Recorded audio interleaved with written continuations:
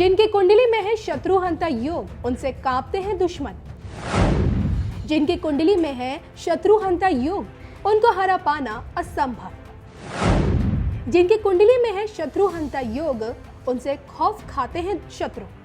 नमस्कार, धर्म ज्ञान के दर्शकों का हमेशा की तरह स्वागत है और मैं हूं आपके साथ कविता राणा। कोई भी व्यक्ति जब कामयाबी की बुलंदियों पर होता है तो उसके देखिए इर्द गिर्द कुछ लोग ऐसे भी होते हैं जो शत्रुओं का भाव रखते हैं। कहते हैं कि शत्रु दो तरह के होते हैं, एक वो जो सामने से दिखते हैं और दूसरे वो जो दिखाई नहीं देते। शुभ चिंतकों के साथ साथ देखिए दुश्मनों का होना स्वाभाविक है और इसलिए आज हम आपको ज्योतिष शास्त्र से जुड़े एक ऐसे योग के बारे में बताएंगे जिसकी शक्ति आज भी पीएम मोदी के दुश्मनों को पराजित कर रही है। आपको ये जानकर हैरानी होगी कि 16 कलाओं में निपुण भगवान श्री कृष्ण की कुंडली में जो योग है वही योग पीएम मोदी के दुश्मनों का नाश कर रहा है। हम बात कर रहे हैं शत्रुहंता योग की। जी हाँ, ज्योतिष शास्त्र कहता है जिस किसी की कुंडली में शत्रुहंता योग की मौजूदगी होती है उस व्यक्ति को संसार की कोई भी शक्ति हरा नहीं पाती। उसके शत्रु तो बहुत होते हैं लेकिन वो अपने आप ही मिट्टी में मिल जाते हैं। अब सवाल ये उठता है कि आखिर कैसे शत्रुहंता योग का निर्माण होता है। तो आपको बता दें, किसी कुंडली में अगर छठे भाव का स्वामी किसी भी प्रकार से नवम भाव के स्वामी के साथ संबंध बनाए तो ये शत्रुहंता योग बनता है और इसके लिए दोनों ग्रह एक साथ बैठे हों या उनका एक दूसरे के साथ दृष्टि संबंध बनना चाहिए। और देखिए जिनकी कुंडली में ये योग होता है वो दुश्मनों या विरोधियों को उनसे शिकस्त की खानी पड़ती है, उन्हें कोई नुकसान नहीं पहुंचा पाता है। और अगर इस योग में शामिल ग्रहों में मंगल शामिल हो तो व्यक्ति बेहद साहसी होता है, यानी वो जोखिम उठाने से बिल्कुल भी नहीं चूकता है और साथ ही ऐसे लोग देखिए अपने कार्य क्षेत्र में इतिहास रचते हैं। इस योग को लग्न कुंडली के साथ साथ चंद्र कुंडली से भी देखा जाता है। तो देखिए सूरदास ने अपने एक दोहे में भगवान श्री कृष्ण की कुंडली में मौजूद शत्रुहंता योग का वर्णन किया था। भगवान श्री कृष्ण की कुंडली में छठे भाव में शुक्र और शनि के साथ शत्रुहंता योग बना था और उनके देखिए अनेक शत्रु थे, लेकिन इस योग के निर्माण से शत्रु उनका कभी कुछ बिगाड़ नहीं पाए। ठीक इसी तरह पीएम मोदी की कुंडली में मंगल अग्नेश होने के साथ साथ छठे भाव का भी स्वामी है और चंद्रमा नवम भाव का स्वामी, और ये दोनों ही ग्रह वृश्चिक लगन में शत्रुहंता योग का निर्माण करते हैं। और इसी योग की ताकत से देखिए मोदी विरोधियों का आत्मसम्मान कम होता है। एक चाय वाले से देखिए प्रधानमंत्री तक का रास्ता तय करने वाले पीएम मोदी के विरोधी और दुश्मन तो देखिए खूब है, लेकिन ये लोग चाहकर भी कभी पीएम मोदी को नुकसान नहीं पहुंचा पाए। तो ज्योतिष कहता है कि पीएम मोदी के लग्न का स्वगृही मंगल उन्हें अदम्य साहसी, जुझारू, ऊर्जावान और सक्रिय बनाकर विरोधियों की मंशाओं को फेल करता है।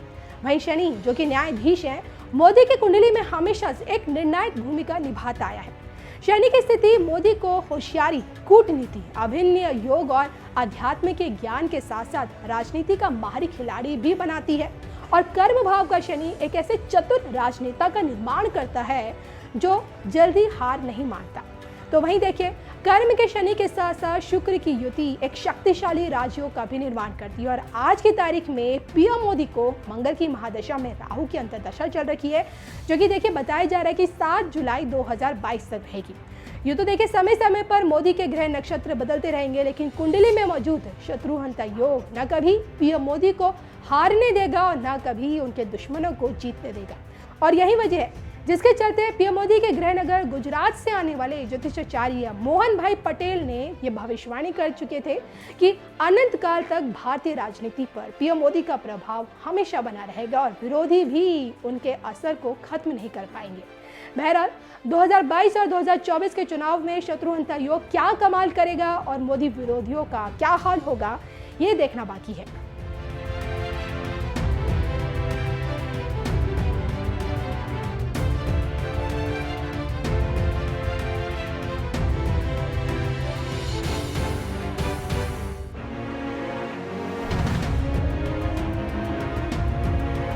मेघालय के लिए संदेश दे रहे हैं। नमस्कार। सभी मेघालय वासियों को राज्य की स्थापना के गोल्डन जुबिली सेलिब्रेशन की बहुत बहुत बधाई। मेघालय के निर्माण और विकास में योगदान देने वाले प्रत्येक व्यक्ति का मैं आज अभिनंदन करता हूं।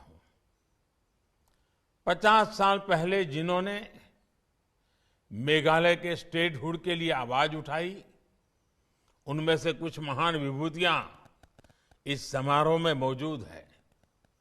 उनको भी मेरा प्रणाम। साथियों, मुझे अनेक बार मेघालय आने का सौभाग्य मिला है। जब आपने मुझे पहली बार प्रधानमंत्री के तौर पर सेवा का अवसर दिया, तब मैं शिलोंग में नॉर्थ ईस्टर्न काउंसिल मीट में हिस्सा लेने आया था। 3-4 दशक के अंतराल के बाद एक प्रधानमंत्री का इस आयोजन में हिस्सा लेना, शिलोंग पहुंचना मेरे लिए अविस्मरणीय अनुभव था। मुझे खुशी है कि पिछले 50 साल में मेघालय के लोगों ने प्रकृति के पास होने की अपनी पहचान को मजबूत किया है। सुरीले झरनों को देखने के लिए, स्वच्छ और शांत वातावरण अनुभव करने के लिए, आपकी अनूठी परंपरा से जुड़ने के लिए देश दुनिया के लिए मेघालय आकर्षक स्थान बन रहा है। मेघालय ने प्रकृति और प्रगति का, कंजर्वेशन और इको सस्टेनेबिलिटी का संदेश दुनिया को दिया है। खासी, गारो और जैंतिया समुदाय के हमारे भाई बहन इसके लिए विशेष तौर पर सराहना के पात्र है। इन समुदायों ने प्रकृति के साथ जीवन को प्रोत्साहित किया और कला, संगीत को समृद्ध करने में भी प्रशंसनीय योगदान दिया है। व्हिस्लिंग विलेज यानी कोंगथोंग गांव की परंपरा जड़ों से जुड़ने की हमारी शाश्वत भावना को प्रोत्साहित करती है।